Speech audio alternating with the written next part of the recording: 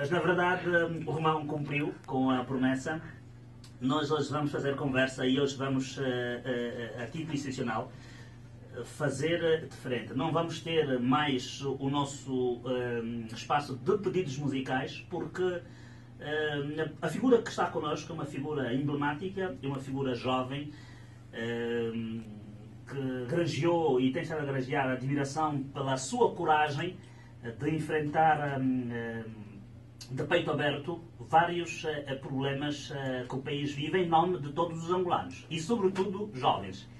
É o jovem que tem muitas histórias interessantes que as pessoas não conhecem. Viram-lhe na televisão, é um jovem que faz ativismo político, mas por detrás deste jovem há muitas curiosidades interessantes, muitas coisas boas. Por exemplo, devo aqui avançar, que é, se calhar, no mundo, dos poucos jovens a rejeitar um certificado de formação superior.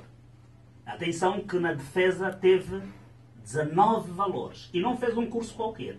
É formado nas engenharias, ok? Aqueles cursos que todos nós fugimos. É autodidata em direito. O que é que eu preciso mais dizer? Banza. Epá, nunca me apresentaram tão pomposamente assim como hoje. Então, obrigado. estás fixe, irmão? Estou muito fixe, irmão. Hã? E do seu lado? Nós estamos aqui. Não, depois me estás a ver na segunda pessoa. Vamos conversar aqui, um programa de jovens, vamos conversar à vontade. Na boa, na boa. Vamos conversar. Então, o meu convidado para hoje, e nesta também podemos refletir o país com jovens, nesta emissão especial que nós estamos a fazer já na Rádio Essencial, para fazermos o balanço de 2020, um ano que provavelmente não, um ano que não está a ser bom para absolutamente ninguém. Eu acho que partilhas desta mesma opinião. O ano 2020 é um ano para esquecer. Não, é para tirar da agenda. Não está a ser bom. Muita coisa ficou mexida, muita coisa por fazer. E foi um ano boicotador. E este boicote refletiu-se a ti também? Muito. Deixaste de fazer muitas coisas que querias fazer em 2020? Muitas. Na verdade, eu tinha uma agenda de entrar em 2020 com alguns projetos pessoais a serem realizados, a acontecerem, a darem retorno. Foi mesmo uma rasteira. Uma grande rasteira. Maldito Covid-19, coronavírus. Deixou-nos muito atrapalhados. É tipo, dão-te né? E tu não sabes como contornar. Leva tempo. Agora, o que eu vou fazer? É uma coisa nova. Nunca se imaginou que um dia desses o mundo fosse parar. Que um país fosse fechar e que nada, num dia ou numa semana, funciona. Nunca nos ocorreu. Mas tu, hoje já podemos, eu costumo dizer, só dizer desde ontem que o mundo está a esfregar as mãos de contente por conta da vacina Pfizer. Não é? Já hoje mesmo no Reino Unido começaram a vacinar as primeiras pessoas. Tu, em algum momento, acreditaste que haveria de, tão rapidamente, o mundo encontrar uma solução para este problema? Eu nem sou otimista quanto à história da vacina, mas isso aqui são coisas que não se falam nas rádios. Não, mas esteja à vontade, podes falar. Não. É a tua opinião. É a minha opinião, mas o mundo não é meu. E há regras que devem ser observadas, né? Sim, as pessoas não poupam. E a notícia das vacinas tem muitos contra. E temos uma história médica. As vacinas, a história científica nos diz que são 8 anos no mínimo. Não se fazem vacinas em meses, a menos que já estava preparada. Também, se calhar, em função da urgência que o próprio mundo Não tem. existe. Né? Há muita gente a morrer. Não tem nada a ver. Fazer em tempos recordes. Pelo menos 2 anos. Desafiar a ciência. Não. São coisas ou já estavam preparadas ou é uma falsa vacina. Mas foram testadas as pessoas. Testam-se sempre. Estás a ver? Até coisas que fazem mal também testam-se e têm rótulos e são apresentadas com a mesma pompa. A deputada italiana, a Sara Cuneo, ela teve uma posição no parlamento italiano muito contundente e fez eco pelo mundo. Foi uma das pessoas a acusar Bill Gates de assassino das vacinas. E sabe que Bill Gates já falou do coronavírus, não nos termos de coronavírus, e Barack Obama em 2015 já previam isso 5 anos antes. Então, não é só aplaudir. Também és daquelas pessoas que têm a convicção ou a ideia de que esta coisa do coronavírus é uma manipulação também. Sabes, os vírus são agentes biológicos e o mundo é diverso em termos climáticos. Um mesmo vírus não pode ter a mesma atuação no gelo, no calor, no... Não pode. Mas não o é assim. coronavírus pelo menos é mutante, é um vírus mutante. Não é assim que acontece. A natureza não é tão absurda assim. Segundo os especialistas. Esses especialistas vão sempre existir. Há sempre que haver alguém para fundamentar qualquer teoria que seja. Também já foi ciência de que os negros eram cientificamente incapazes de produzir conhecimento. Já foi nos séculos XVII, XVIII, né? Já fomos tidos como gente que não raciocina. E foi científico, haviam teses a serem defendidas em torno disso. Hoje, provou-se que é errado. Tu estás cético em relação à vacina, saímos do mundo e olhamos para a nossa realidade. Que outras coisas mais é que tens estado cético? Pelo menos vamos ainda olhar para o ano de 2020. 2020. Os números do coronavírus em Angola. Estamos agora em 15 mil. Achas que são mais? Não, são forjados. São forjados. Seriam menos? Muito menos, estás a ver? Porque qualquer pandemia, qualquer doença se reflete diretamente na vida das pessoas. E sabe-se, nós já temos perto de 300 pessoas que morreram de coronavírus. Teríamos histórias de famílias que terão se lamentado de ter perdido alguém próximo pelo corona. Ou que não, mesmo que não fossem famílias, amigo de amigo de amigo. E estamos a falar em 9 meses. Sabes, da mesma forma que a história da vacina, da história da própria pandemia, ou seja, é um pacote completo e precisamos analisar com critério. A doença e os sintomas que vão sendo ditos, sim, apareceram e conheci pessoas que por acaso manifestaram, mas também que se curaram, né? E de uma forma simples até. Isso aconteceu, a gripe existe, mas há um certo exagero na forma como ela é comunicada. Talvez... Mas porquê é que tu achas que o governo tem estado a forjar números altos da Covid, da tua perspectiva, em Angola? Foi a mesma razão que me fez dizer que eu não mando no mundo. O mundo tem donos também, tem gente acima dos nossos governos. Isso é facto. Sabes, os nossos governos têm poder até certo ponto. Então eles também devem obediência. Primeiro porque a nossa administração e a forma como nós conduzimos as coisas tem muitas dependências. Imagina, um país como Angola que tem 95% de dívida externa, tem um pouco espaço de manobra. É praticamente um país escravo. É muito dependente, é um país escravo. Então, qualquer agenda externa, tu tens que ceder, sob pena de te virem arrancar tudo, né? Porque tu deves. Normalmente, quando tu deves, mesmo até no nosso dia a dia, se tu deves, ficas dependente dessa pessoa. Tens que rogar favores, tens que pedir compreensão. Você não tem como ficar arrogante. Porque senão perdes a casa, perdes. Eu já disse, estamos a conversar com Mbanza Anza e a nossa conversa hoje, sendo mesmo uma conversa, eu costumo dizer que não faço nesse espaço entrevistas, converso com jovens. Muito bom. Não temos aqui grandes critérios já para conduzir aqui a nossa conversa. Vamos falando de tudo um pouco, conforme as coisas forem acontecendo, mas nesta altura acredito que muita gente deve estar a perguntar assim, mas quem é Mbanza Anza? Será este o nome dele de bilhete? Será não? Provavelmente, eu também não sei, estou a brincar, eu sei que não é nome de bilhete. Não, mas é simples de dizer. É simples. O Mbanza nasceu registrado como Afonso Mayenda João Matias. Este é o nome que está. Mayenda João Matias. E porquê esta mudança quase que radical? Bom, tenho que voltar.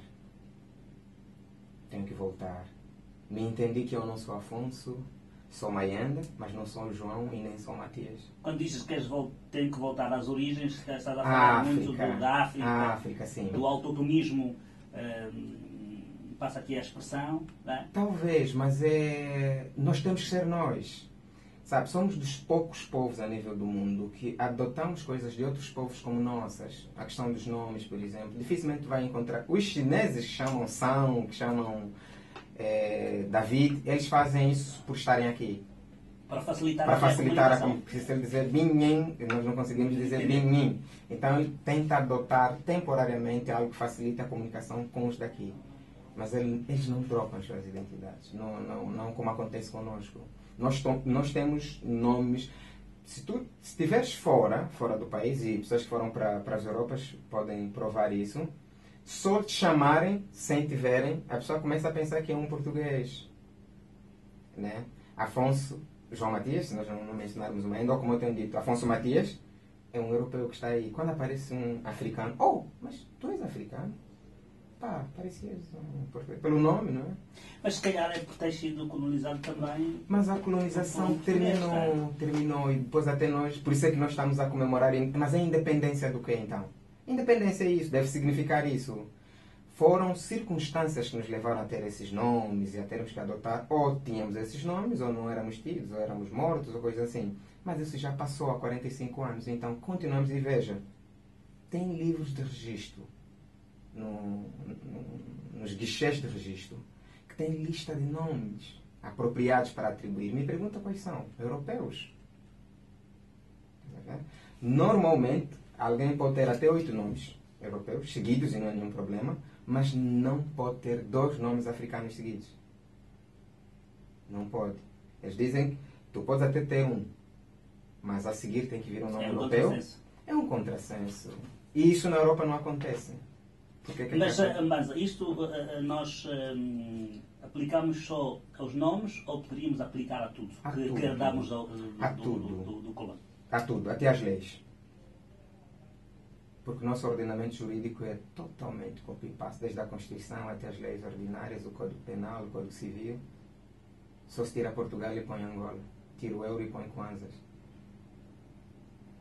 Até o Código de Estradas. Ainda vamos a tempo? Vamos. Se formos para lutar e para nos livrar e termos independência, vamos a tempo para voltar. Eu vou recuar. A questão do nome aqui é muito curiosa. Pois. E agora vou chamar os teus pais na nossa conversa. Primeiro gostava de saber de ti. Quando é que tu decidiste trazer este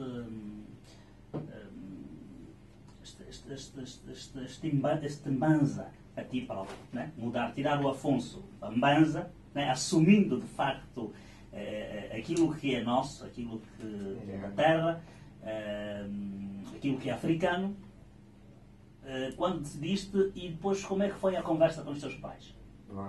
Na verdade, o Mbanza nasce como uma mera alcunha de luta cívica, revolucionária.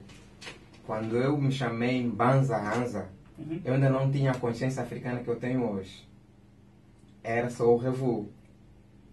E o Hamza, com M, foi até uma atribuição... Um M com... Hamza. Era Hamza. Agora ficou Hanza, com um N mesmo. Pois, esse Hamza era um soldado árabe que um amigo com o qual falava em 2011, quando nós começamos a fazer protestos, disse... Um amigo árabe ou angolano? Angolano, okay. Mas muito influenciado, né? Muçulmano e tal, conhece muito... Desses problemas estamos aqui a dizer, né? O africano, ele consegue entrar facilmente na cultura alheia, na religião alheia e se tornar mais religioso alheio do que ele próprio, né? Este meu amigo achou dar-me esse nome. Disse, olha, o Hamza foi um guerreiro árabe muito poderoso. Para o derrotar, teve que ser apunhalado pelas costas. Ou seja, foram os próprios companheiros que tiveram que lhe matar, porque ele era praticamente imbatível. Então, gostaria que tivesses esse nome. Eu disse, uau, uma honra. E adotei o Hamza. Em 2018 é que eu decidi renascer mesmo como um Mbanza africano. Né? A consciência pan-africana ficou mais intensa e tipo, uma luz abriu. Na verdade, o processo de crise de identidade acontece na prisão, em 2015. Porque aqui temos que fazer, sendo que vamos considerar que nem todos conhecem a minha história, pois. Temos de dizer que o Mbanza Hanza esteve ligado aos 15 mais 2, okay. E que chegou a ser preso, vamos assim preso dizer, durante um ano. Durante um ano. Condenado, 4 anos e 6 meses. Também vamos falar disso daqui a pouco. Pois tem esse todo histórico. Na verdade, o processo dos 15 começa não em 2015. Começa de um processo que vem em 2011. 7 de março de 2011. Na verdade é aí que nós... Quando vocês, tu particularmente, és cofundador, passa aqui a expressão, dos Revolution. Sim. Sou o pioneiro. Né? Começamos essa luta... Quem eram as pessoas na altura, quando vocês formaram os Revolution? Bom, na verdade era uma coisa que a cada dia que nós fôssemos protestar entravam novas pessoas. Mas assim, naquela época acabamos sendo amigos. Luatiberão, Carbono, Casimiro, Medir, Adolfo Campos, Luamba, Gaspar Luamba, o Libertador. Estou a falar de Sozinho Mabiala, o Medir, também já é falecido o Carbono e o Medir, filhos de memória, já não fazem parte do nosso mundo. Estamos a falar do Cabonha, o capoeirista mesmo. Estamos a falar de jornalistas como a Ana Margoso, como a Lacerda, o Alemão, o Nito Alves, né? Nito Alves. E uma data de pessoas, Adão Ramos, o Vaz, muita gente. Ou seja, começa-se assim, pequeninito, e depois vão vindo o Calumbo, vão vindo gente e a coisa vai ficando cada vez mais grande até se constituir uma família. Mas sempre tivemos um problema. Teve sempre mais homens do que mulheres. Mas porque as mulheres não gostam de fazer associativismo político? Não, talvez nós não comunicamos tão bem assim e talvez nós vendíamos mais medo do que... Porque aquilo é um ato de coragem. Não é que as mulheres não tenham coragem, mas que talvez as mulheres são mais sensíveis à questão da violência, nem para sofrer, nem para causar. E talvez nem para assistir. Então a sensibilidade das mulheres acho que é mais intensa. E talvez também porque elas pensam mais antes de decidir do que nós. Porque o Hansa dá uma... Vou manifestar e vou. Mas uma mulher vai dizer, mas calma aí, você tem filho, você... Olha... São mais sensíveis. São muito mais analíticas. Com medidas, pois. E talvez conseguem ver as coisas um pouco mais à frente do que nós. Porque são muitas vezes em que o marido em casa decide e a mulher diz, não, amor, olha isso. Não, você sabe, eu vou. E depois de um tempo, tens razão, pá. E agora, tu tens mulher? Tenho, sim. E acontece isso contigo em casa? Da mulher dizer, não, marido, não faças isso. Não, quando eu tenho um não... manifestação não consigo. Mas ela não consegue, a pessoa tira não ir, mas tenta dizer. Não, sempre diz. Como é que tu justificas a tua mulher para sair de casa? Na verdade é um ato de rebelião sempre. Hoje estou muito mais flexível, muito mais. E já estou praticamente desde 2015 que eu não vou a manifestações de ir mesmo. Fui em uma ou outra vigília, fui em duas que eram manifestações mais panafricanistas do que político-cívicas. Mas já há muito tempo que eu já não vou. Está ali assim que agora está a causar um grande murmurinho quando eu opinei contrário à manifestação do dia 10 e o pessoal está a juntar isso de opa, está aí a prova, mas você vendeu mesmo. Mas porquê é que tu fizeste uma opinião contrária àquela manifestação? A minha opinião ela é circunstancial. Eu emiti esta opinião no momento em que a manifestação foi convocada. Hoje, depois de todo o processo, as pessoas já não conseguem estar naquela mesma energia, é difícil me entender. Mas é uma opinião que porque nós somos escravos da palavra. Eu falo uma coisa e é aquilo. Mesmo quando íamos para as manifestações, não vamos sair, até a polícia bater e pisar e lançar gás. Já foste espancado em alguma manifestação? Numa manifestação, nunca fui espancado. Mas já sofremos invasões por 2 vezes e numa delas eu fui brutalmente ferido. Cheguei a levar 14 pontos na cabeça e tudo mais. Mas nas manifestações, não sei porquê, a agressão direta assim a mim, não. Mas a presenciei muitos dos meus amigos serem brutalmente agredidos e estou revoltante. E mesmo assim, é de facto revoltante, tu não recuas nas tuas decisões? Não podemos recuar, porque nós vamos às manifestações um pouquinho conscientes do que vai acontecer. Inclusive, amor, a possibilidade de nem sequer voltar em casa. Nós estamos cientes desses riscos todos. E, portanto, quando nós chegamos e somos agredidos, é uma coisa que nós, de alguma forma, já sabíamos que iria acontecer. Se não acontecer, ainda bem, surpreendermos pela positiva. Se acontecer, é o que se espera. Mas qual é a tua grande motivação? É o sofrimento. Eu nasci e continuo a crescer no gueto e na pobreza. E sabes, à medida que vamos crescendo, vamos percebendo também que parte do nosso sofrimento, se não todo, é arranjado e é propositado. Porque pelos recursos e pelas capacidades que o nosso país tem, não se justifica e não se explica porque que algumas pessoas têm que estar em certas condições e outras não. E quando nós percebemos que aquele grupo de pessoas que nós, a dada altura, indicamos por voto, por nomeação ou por auto-indigitação, para administrarem por todos nós aquilo que é de todos nós, não estão a cumprir o seu papel, então há que haver alguém que lhes diga que vocês não estão a cumprir o vosso papel e precisam mesmo ser forçados a cumprir. E às vezes o caminho que aparece é o quê? São as manifestações. E quando apareceram para mim eu disse, é isso. E entrei. Mas sentes que é a melhor via para resolver os problemas conjunturais do povo angolano? Temos que julgar pelos resultados. Nós temos um cenário político como em qualquer outra parte. Temos um partido que governa e temos partidos da oposição. Mas nós sabemos que desde 92 que decidimos, ou 91, que decidimos abraçar o multipartidarismo, que as reclamações da oposição de fraude, de não aceitar eleições, nos perseguem.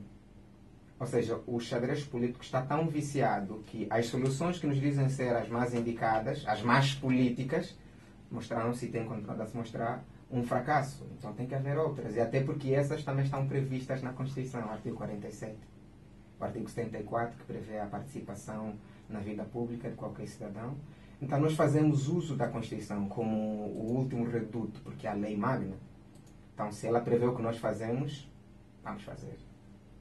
Mas, Mbanza, tu particularmente entras para este movimento, e aqui vocês auto-apelidaram como Revus, né? Os Revus, e depois foram também considerados como aguaceiros, confusionistas e todos os outros frustrados, jovens com um fracasso académico, não é o teu caso. E não é de ninguém. Não é o teu caso, e não é dos jovens. Quando eu digo que não é o teu caso, porque tu, e já vamos lá chegar também nesta conversa, tu és formado, com um diploma até de 19, mas que rejeitaste, defendeste e rejeitaste esse diploma. Desde 2011 que entras nisto até hoje, vês que as vossas preocupações, as vossas reivindicações em nome dos angolanos, sobretudo dos jovens, de alguma forma têm estado a ser recolhidas? Sim, tem. Claro que ainda em baixo nível, mas eu já tenho motivos para me orgulhar e dizer que valeu a pena. E qualquer coisa que se diga, talvez eu não estaria aqui na Rádio Essencial há 4 anos atrás. E eu estou aqui e a falar com o Mbanza e a falarmos Revu. Isso não se falava na rádio. Estás a ver? Então... Mas se a Rádio Essencial existisse, naquela altura nós teríamos falado disso. Havia o Gazeta e não falava. Falávamos. Não. Sim, falávamos. Não. Então, mas tu lias todas as edições dela. Eu lia e algumas coisas que passavam ali eram... Nós sempre fizemos um jornalismo isento. Bom, o isento depende muito sempre do contexto político. Por isso é que eu e os outros nos batemos para que haja cada vez mais desafunilamento, haja cada vez menos pressão política sobre os órgãos de informação, para que cada um de nós possa falar e contribuir da maneira que ela achar que está mais certa, conquanto respeitemos o bem mais precioso que é a vida e o bem comum, né? Antes não era tão fácil. Vocês até podiam ter vontade, mas sofreriam pressão, podiam vos esfaquear. Não cedemos a pressões. Tá bom.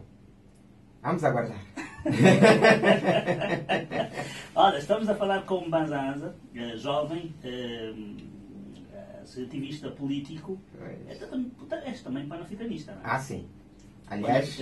Aliás, o Hansa hoje é bem mais panafricanista do que propriamente ativista. Do que propriamente ativista, não é? O de Revu, quando chegou o panafricanista, ganhou uma boleia e uma dimensão muito grande em termos quer de percepção da luta. Houve uma transformação muito